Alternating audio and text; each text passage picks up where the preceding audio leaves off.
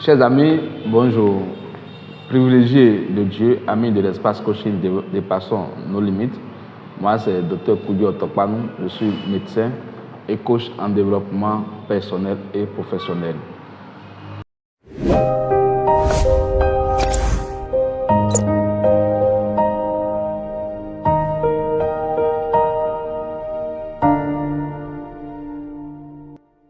Nous allons faire cette communication sur la foi en Dieu. La communication donc de ce jour va porter sur la foi en Dieu. Qu'il vous souvienne, pendant la période du coronavirus, on dirait que le monde s'est arrêté. On dirait qu'un cataclysme a emporté le monde parce que tout s'est arrêté. On a vécu un changement dans le monde. Le système s'est divisé en deux. Il y a ceux qui ont accepté, par exemple, de se faire vacciner et ceux qui ont refusé de se faire vacciner. Il y a ceux à qui on autorisait encore de voyager et ceux à qui on refusait, bien sûr, le voyage. Il y a ceux qui devaient avoir accès à tel espace de vie et ceux à qui on les refusait parce que le coronavirus a montré un nouveau visage de notre humanité. Oui, c'est de cette expérience du coronavirus, donc de Covid-19, que cette communication s'inspire et a trait à la foi en Dieu. Ce qui s'est passé dans le monde s'est passé également dans les églises, parce qu'on a vu beaucoup d'églises étaient fermées, les mosquées étaient fermées, le pape s'est retrouvé en confinement, la basilique Saint-Pierre de Rome fut désertée, même la Mecque s'est vidée de ses croyants.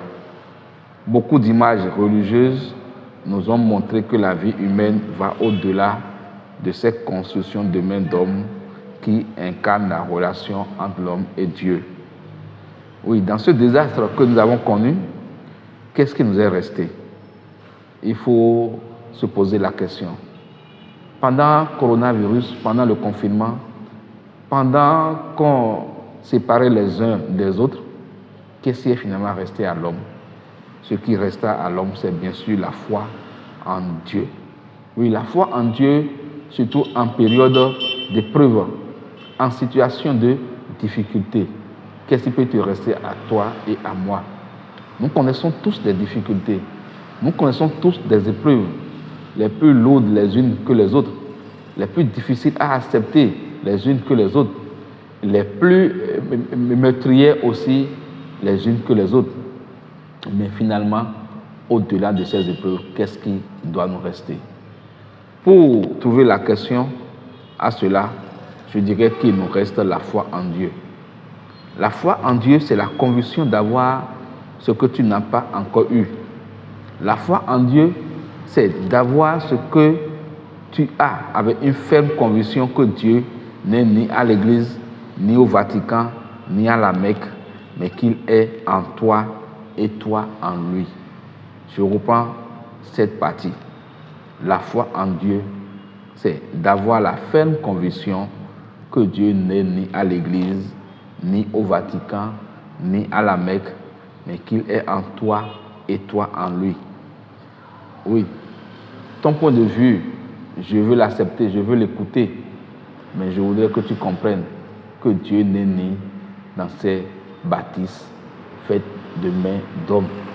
Mais tu es une entité de Dieu, tu es une partie de la divinité, Dieu est en toi et tu es en Dieu. En effet, toutes ces institutions montrent leurs limites humaines et ont montré également leurs limites humaines pendant la Covid-19. Mais Dieu n'a pas eu de limite. Dieu est illimité et il demeure en nous. La foi en Dieu te donne la paix et la force de traverser les épreuves en sachant que Dieu est au contrôle et que demain sera meilleur qu'aujourd'hui. En ce moment où les dirigeants du monde voient leurs différents systèmes s'écrouler, en ce moment où on a vu beaucoup de mécanismes être bloqués par Covid-19, oui, chers amis, la peur et la panique ont habité les uns et les autres. La peur et la panique ont habité les dirigeants de ce monde. La peur et la panique ont habité les hommes politiques, les grands décideurs du système, au point qu'eux-mêmes se sont cachés. On a vu des grands hommes d'État attraper Covid-19.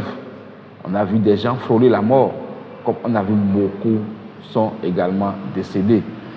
Chers amis, ainsi, toutes ces expériences pour te dire que Dieu t'invite à te reconnecter avec lui. Ne perds jamais la foi en Dieu, quels que soient les événements que tu traverses, quelles que soient les difficultés que tu rencontres dans cette vie.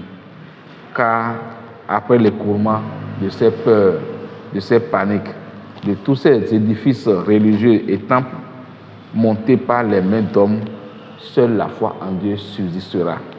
Ceci est capital, à savoir la foi en Dieu en situation d'épreuve. Restons connectés à Dieu. Et ce texte que je viens de changer avec vous, ce texte que je viens de vous lire, de partager avec vous, est inscrit dans la clé de votre développement personnel, un ouvrage très riche, très élaboré, facile à lire, que je vous invite bien sûr à avoir, à acheter, à lire, relire, faites lire à vos enfants, à vos proches et amis.